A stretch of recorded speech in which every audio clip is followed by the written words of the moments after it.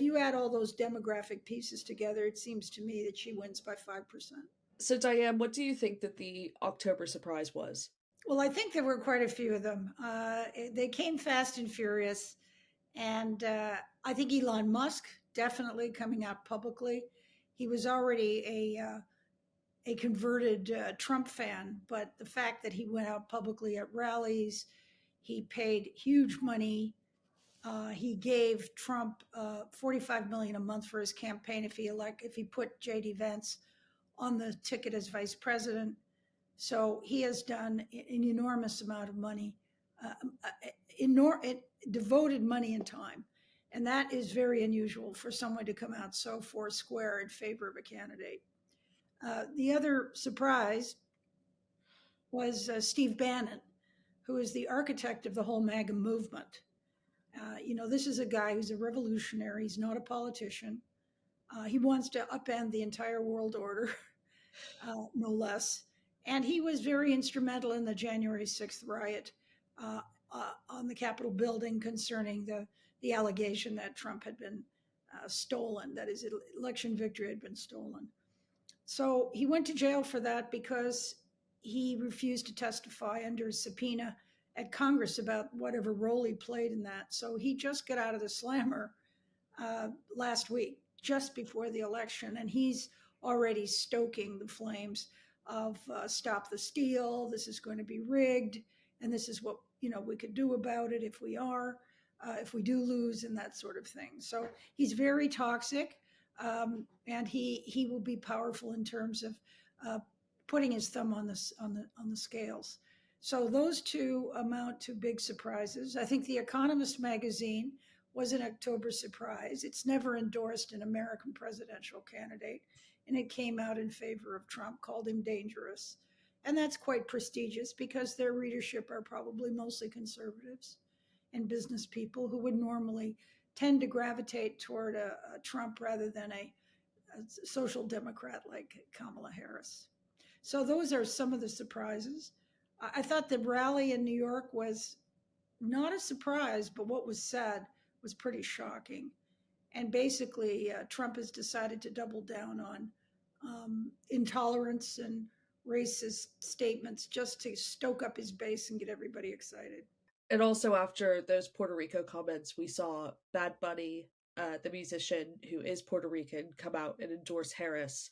And I think some of the analysts that we've been speaking to have said, that's almost bigger than Taylor Swift endorsing Kamala Harris for president, just because of, Bad Bunny is a Latino artist, and that's kind of the exact voter pool that that both candidates are trying to grab right now. That's right. And I have thought for quite a while, and I've said so publicly, that she will win because there are more women than men that vote. About 4 to 5% more of the voters are female, and a greater proportion of women are Democrats than Republican. And the other issue is, of course, the gays, and the Trump candidacy has really doubled down on putting out their really really nasty, awful ads about trans people, about gays, spewing lies about how they want to take over the world and take our children from us and all this nonsense. And so I've got to believe that quietly that every gay person in America, male or female, is going to get out there and vote against Trump because he's definitely gay bashing and anti-gay. The gay population in the United States amounts to 7.1%. This is not a small amount. So I've always said that between the women and the gays, I think that the Democrats have the advantage. But it looks to be a tie, but the polls are never reliable. Saying that, though, we've just had a poll in from Iowa saying that actually it could flip to the Democrats. Do you think that that's at all possible? Well, it's a lot of if this and if that, and this is conjecture. I mean, we call it the polar coaster. That's what we're talking about, the polar coaster. And every day there's some ignorant journalist and some biased newspaper or website that says, "Oh, it's all going to boil down to Pittsburgh." As if it's all going to boil down to anything. Everything is attached and not attached. In other words, every precinct that either one of them wins isn't affected by the others and doesn't affect the others. It's all freestanding, and it just has to add up to the right number. What do you think about this kind of the final stretch of the campaign? Kamala's definitely managed to get a bit more momentum in the last couple of days. And from the Trump side, it just seems to have been quite chaotic. Like yesterday, he seemed quite angry. Politico reported that this was Trump at his most aggrieved, his most discursive. Um, but it feels like this would be the time that he should have, reined it in a bit more to, appeal to those undecided voters. He's always been angry. That's his brand. I don't think managing how he behaves is going to matter a darn. You either like that brand, and that brand is angry, is masculine, is somewhat racist and sexist, and certainly leans toward authoritarianism and vengeance. If that's what you like, you're going to get his vote. And I really don't think that he's really a lot different than he was back in 2016.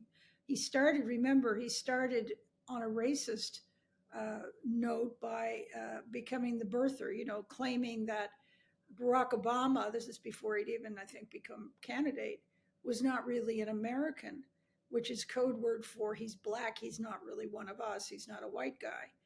And so this is really the last hurrah of the white guys in America, this election, in my opinion. Do you think that the Trump campaign is a bit nervous this weekend? I think everybody's probably nervous because, we really don't know.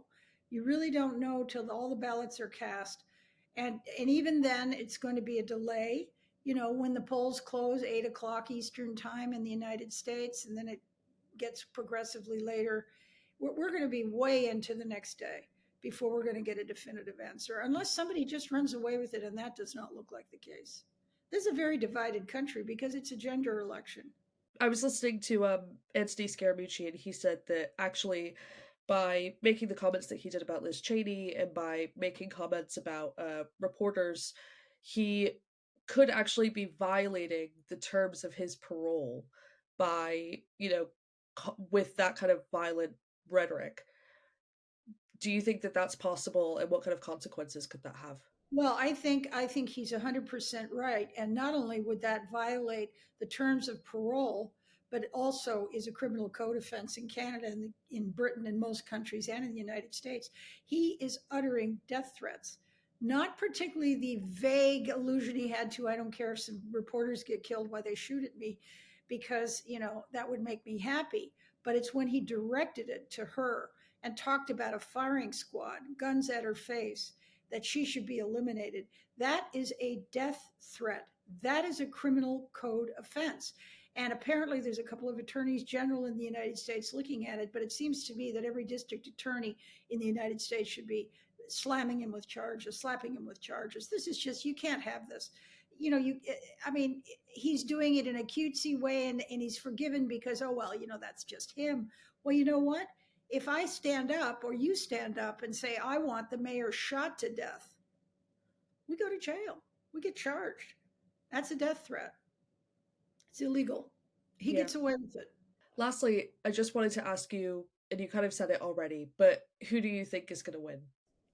I think Harris is going to win, not by a huge amount, but I believe, and my analysis is not scientific, it's just based on the fact that 7% of the population is gay, and they're not going to vote for Trump. And that more women than men, 4% more women vote in the presidential elections than men, and women are disproportionately Democrats. Plus, I would add that I think there's more educated people in the United States than uneducated people. And his base is drawn from the uneducated male people who are straight. And so if you add all those demographic pieces together, it seems to me that she wins by 5%.